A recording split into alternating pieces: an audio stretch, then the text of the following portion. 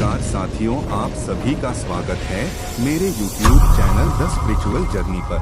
साथियों, आज हम बताएंगे गुरु द्रोणाचार्य के बारे में। ध्यान से सुने और कृपया चैनल सब्सक्राइब कर लीजिए। साथियों, द्रोणाचार्य को संसार के श्रेष्ठ धनुर्धर में से एक माना गया है। इन्होंने ही पांडवों और कौरवों को युद्ध शिक्षा का ज्ञान दिया था। दुनिया के इतिहास में महाभारत सबसे भयंकर युद्ध माना गया है।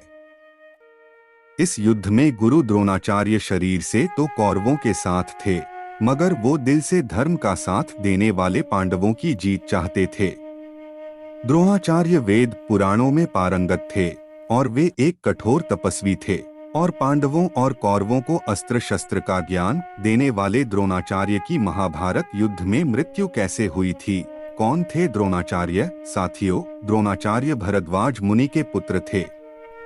आश्रम में विद्या अध्ययन के अलावा उन्होंने वहीं रहकर तपस्या की। द्रोणाचार्य का विवाह शरद्वान मुनि की पुत्री और कृपाचार्य की बहन कृपि से हुआ था। इनके पुत्र का नाम अश्वत्थामा था। द्रोणाचार्य ने महेंद्र पर्वत पर जाकर शस्त्रास्त्र विद्याओं में श्रेष्ठ श्री परशुराम जी से प्रयोग, रहस्य तथा संहार विधि के सहित संपूर्ण अस्त्र शस्त्रों का ज्ञान प्राप्त किया था। महाभारत के युद्ध में गुरु द्रोण कौरवों की तरफ से लड़े थे। भीष्म के शरशय्या पर लेटने के बाद कर्ण के कहने पर द्रोणाचार्य को सेनापति बनाया गया। गुरु द्रोण की संहारक शक्ति बढ़ती देखकर पांडवों के खेमे में दहशत फैल गई थी। द्रोणाचार्य और उनके पुत्र अश्वत्थामा का रौद्र रूप देखकर पांडवों को अपनी हार नजदीक नजर आ रही थी। पांडवों की ऐसी स्थिति देखने के बाद श्री कृष्ण ने भेद का सहारा लेने के लिए कहा। इस योजना के अनुसार युद्ध में ये बात फैला दी गई कि अश्वत्थामा मारा गया, मगर धर्मराज युधिष्ठिर झूठ बोलने के लिए राजी नहीं हुए।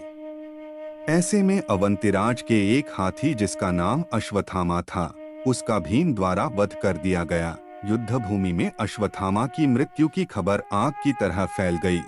गुरु द्रोणाचार्य स्वयं इस बात की पुष्टि के लिए युधिष्ठिर के पास आए, मगर जैसे ही धर्मराज ने उत्तर दिया कि अश्वत्थामा मारा गया, परंतु हाथी, श्री कृष्ण ने उसी समय शंखनाद कर दिया।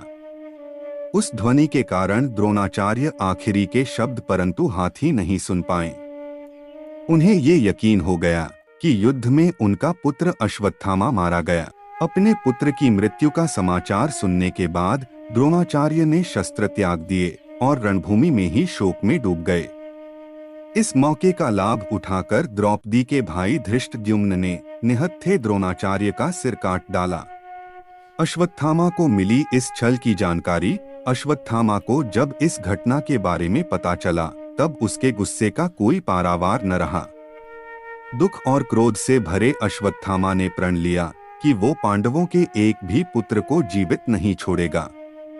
अपने पिता की छल से हुई मृत्यु का बदला लेते हुए अश्वत्थामा ने कोहराम मचा दिया।